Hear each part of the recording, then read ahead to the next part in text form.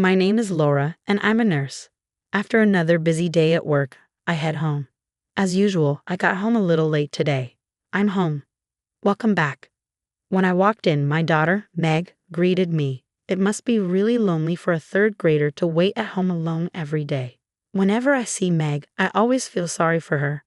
But still, I guess other nurses envy me because I work at the town's hospital and don't have to do night shifts. Where's your dad today? He hasn't come home yet. I wonder when he'll be back. I feel like I haven't seen Dad for a long time. Oh, I see. My husband, Stan, is a workaholic and hardly ever comes home. I don't even remember him spending time with us, like eating together or helping around the house. Actually, he does spend time with his family, just not with Meg and me. On his days off, he goes to his mom's house to do yard work, clean, and have dinner with her. Stan never comes to Meg's soccer practices or spelling bee contests, even though he's always helping his parents. Because of this, our relationship isn't great. I'm sorry, honey. I'm so sorry for making you feel lonely all the time. I'm fine. You come home every day, Mom, so that's enough. Oh, Meg. I hugged Meg tightly. If we were a normal family, we would spend more time together and be happier. No matter how many times I apologize, I know it'll never be enough. How did things end up this way? Then one day, Stan came home at a normal time, which is very rare. But both Meg and I had grown distant from him, and we didn't talk much. While we were eating dinner in silence, Stan suddenly spoke up. Hey, why don't we go to Hawaii for the upcoming holidays? What? I couldn't believe what I was hearing. Stan was inviting us all on a trip. What was going on? We haven't had a proper family vacation in years, he said. I thought it would be a great chance to celebrate my mother's 60th birthday too. And it might be nice to do something like this once in a while. He was putting his mother first again, and I was fed up. But when Meg heard about Hawaii, she got excited. We can go to Hawaii. I want to go. I really want to go. Meg was thrilled, and I understood why. This would be her first trip to Hawaii. But I wasn't sure I could enjoy a family trip after all these years, especially with Kate, my mother-in-law. If Stan wanted to celebrate Kate's 60th birthday, he should have told me about it sooner. Still, since Meg was so excited, I felt it wouldn't be right to refuse. All right, I guess so. It's been a while since we've all been together as a family, so let's go, I said, nodding my head. On the day of the trip, Stan and I had to work, so we planned to meet at the airport. That day, my work was unexpectedly busy, and I ended up running very late. After finishing work, I hurried to the airport with Meg. After taking the bus, we finally arrived, but then something surprising happened. They're not here. Stan and Kate were nowhere to be found. I searched the airport, but they were nowhere in sight. Where did they go? I didn't get any calls from them, so I tried calling both Stan and Kate. The number you have dialed is either not powered on right now or has no signal. I kept hearing this message. Feeling desperate, I asked the airline staff at the reception desk for help. One of the staff members then asked me, "Are you Miss Laura Martin?" Excuse me? Yes. I was puzzled about how the staff knew my name. But then they handed me a piece of paper. I was asked to give this to you. A paper? I was shocked by what was written on it. I couldn't wait any longer. It'll just be the two of us going on this trip. Stan, if you can't be on time, then we won't take you. Why don't you just camp out somewhere around here? Bye, Kate. What is this? Mom, what's wrong? As I fumed with anger, Meg looked at me anxiously. Oh no, it's nothing. It looks like your dad and Grandma went ahead without us. I'm sorry. So we can't go to Hawaii? Yes, we can. We can catch up with them on another flight. I tried to sound positive, but honestly, we didn't have enough money for another flight. What was I going to do?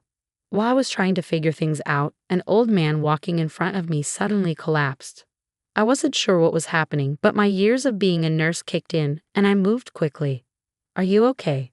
I checked the old man's breathing, but it had stopped. Oh my God. I quickly turned him onto his side and cleared his airway. I found something stuck in his mouth, probably part of his vomit, which was blocking his breathing. Please, someone call an ambulance. I shouted for help and began first aid. When the ambulance arrived, the old man was taken to the emergency room, where he soon regained consciousness. Was it you who saved me? Yes. I just did a basic procedure. That's not true. Thank you so much. I thought I was going to die. He was alert enough to talk, and it seemed there were no serious heart or organ problems. You saved my life. Please let me thank you, James. Oh, no need to thank me. I just did what anyone would do. By the way, were you traveling somewhere? Oh, yes. I was supposed to go to Hawaii with my daughter, but we missed our flight. Oh no, that's awful. I feel terrible about this. I quickly waved my hand to reassure him. Oh no. We were already running late, and I wouldn't have made it on time because of my work anyway.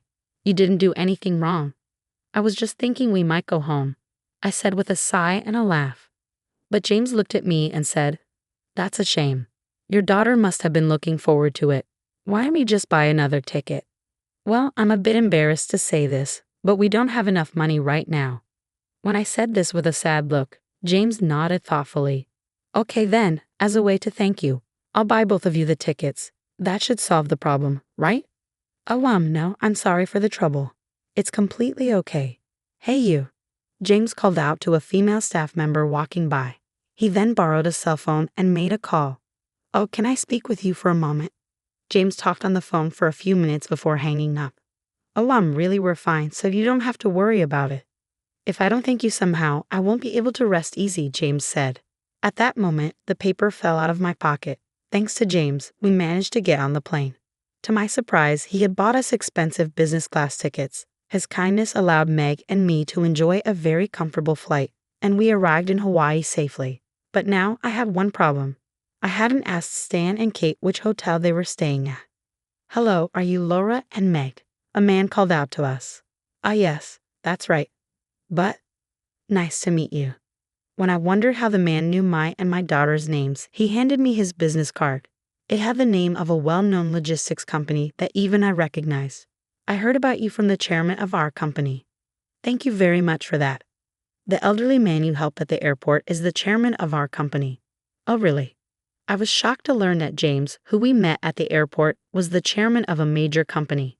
We will take you both to your hotel on the chairman's orders.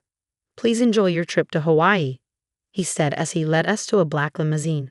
I had never been in a car like that before. Wow, it's amazing, Meg exclaimed, thrilled to ride in a luxurious limousine for the first time. I made sure my shoes were clean before getting in. The view of Hawaii from the windows was stunning. It felt like an endless summer. At one point, I was worried we wouldn't make it, but I was so relieved that we did. Meg was glued to the window, taking in the sights. When we arrived at a huge, luxurious hotel, I suddenly realized something important. Oh no, I didn't book a room, I whispered to myself. Oh, please don't worry. We've already reserved a room on the top floor, the man said after hearing my quiet concern. But I don't have enough money for this. You don't need to pay anything. The bill has already been taken care of. Oh, really? I was amazed at how far James had gone to take care of us. This VIP treatment was overwhelming and unfamiliar. After we entered the hotel, I was astonished by our room. It was a suite, far too spacious for just two people. The view of the ocean and the stunning sunset from the large windows was absolutely breathtaking. We had a dedicated hotel staff member available to assist us with anything we needed. The food was incredible, beyond anything I could describe, especially the steak, which was grilled right in front of us. It was the best meal I had ever tasted, and I was constantly impressed. While Meg and I were strolling around the lobby after dinner, we heard some arguing voices coming from a corner. Are they? It was my husband and mother-in-law arguing with the hotel staff. Hey, what are you both doing here? When I called out to them, Stan and Kate looked up, surprised. What? Why are you both here? What do you mean? We came here as planned. You suggested this trip, and now you've treated us badly, Stan said. Well, that's... Stan glanced at Kate, seeming unsure about what to say. Oh, it was your fault for being late, right? I regret that, but you didn't have to say we should just camp out. Kate seemed unbothered and showed no remorse for what had happened. I struggled to forgive them. By the way, why are you arguing with the hotel staff? I asked. When I tried to check in, they told me to leave. I don't understand why, Stan said angrily. Is there a problem? I asked the hotel staff. The hotel staff began to explain. I heard that these people left our very important and valued customers behind, and that's unforgivable. I was instructed not to let them stay here at our hotel. Oh, now I get it, I said. James clearly had a lot of influence over the hotel. The chairman of a major company is indeed someone you don't want to upset. What does he mean by that? Oh, it's a long story, but basically, he can't forgive you both for leaving Meg and me behind. Stan and Kate looked very confused. How does someone from this hotel know about that? Well, I understand why Stan is asking, but given the situation, I'm not surprised. In fact, I think Stan and Kate are getting exactly what they deserve, I said. Do you know this person?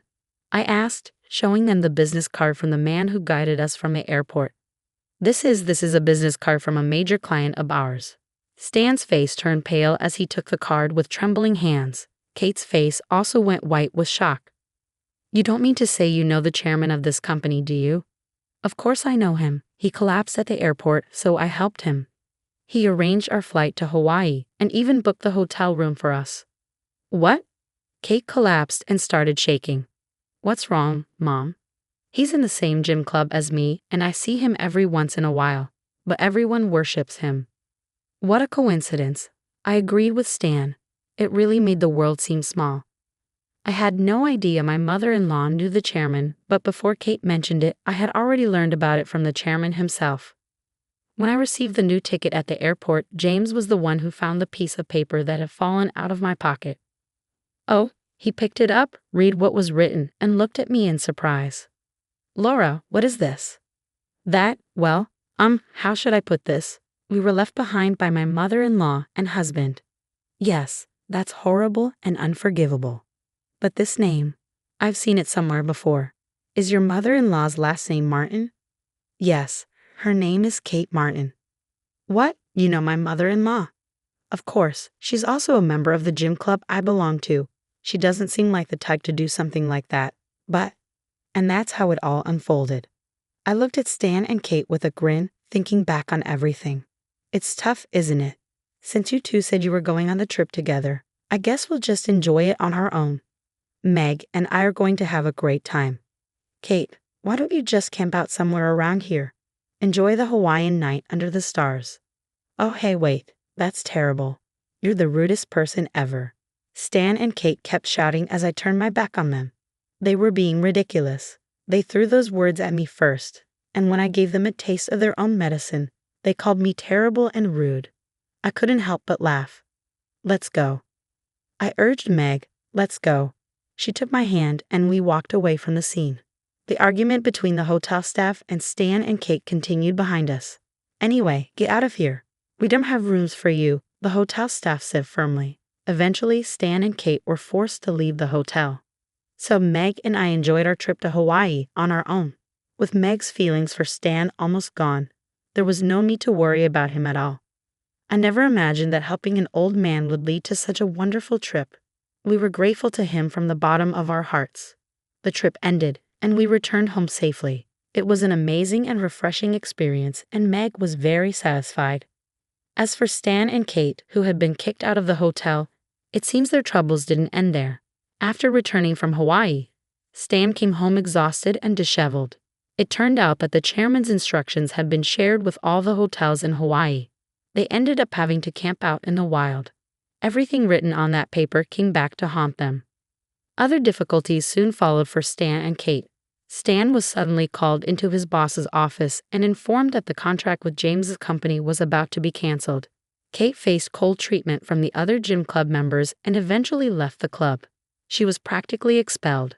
Her only hobby had been staying in shape, but the incident scared her so much that she gave up working out and now spends most of her time watching TV. Stan and I decided that continuing our marriage would be too difficult, so we officially divorced.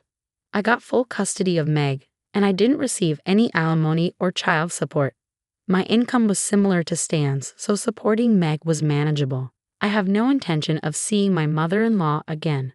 Despite everything, this whole experience felt oddly surreal. Looking back, it's strange how being late at the airport led me to help the chairman of a major company whom Kate knew. Thanks to him, I got to experience one of the best trips to Hawaii. It almost feels like fate was guiding me. My relationship with Stan didn't work out except for the fact that I have Meg. Maybe there were miscommunications due to our different work schedules, but I believe the outcome would have been the same even if I had stayed a housewife. Stan would have always prioritized Kate over us. I have no regrets. I have the most adorable and precious daughter in the world, and I don't need anything else.